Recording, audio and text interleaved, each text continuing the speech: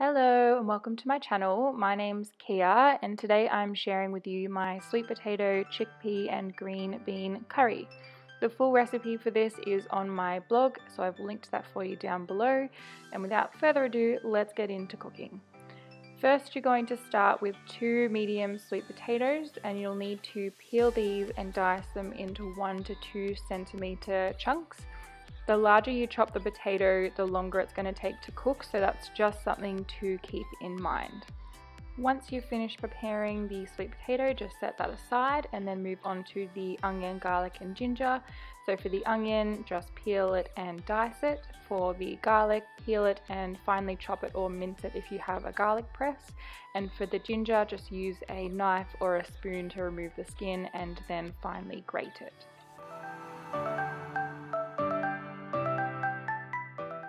Lastly, for the preparation is the green beans, so just take 300 grams of green beans and rinse those, top and tail them, and then either cut them in halves or into thirds depending on how big they are.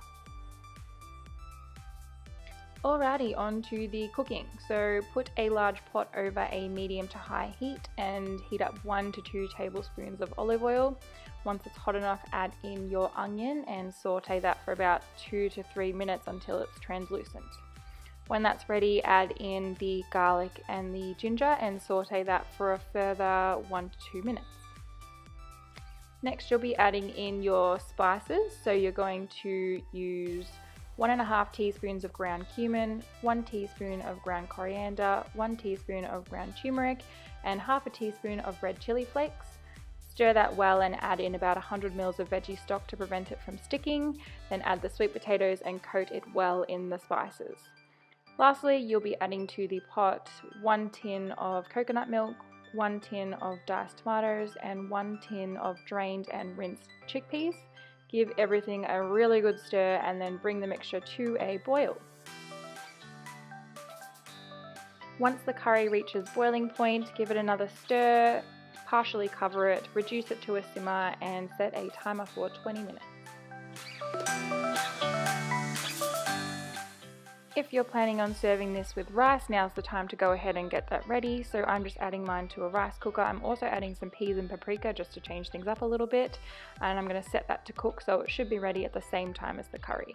Once the 20-minute timer has gone off, check the curry. The sweet potato should be pretty soft now, but if it needs another 5 minutes, just adjust as required depending on how big your sweet potato was.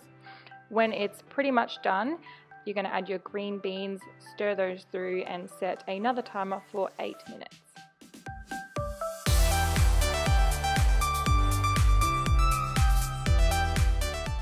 After 8 minutes has passed, turn off the heat, add the juice of 1 lime to the curry and stir that through really well, and then it is ready to serve.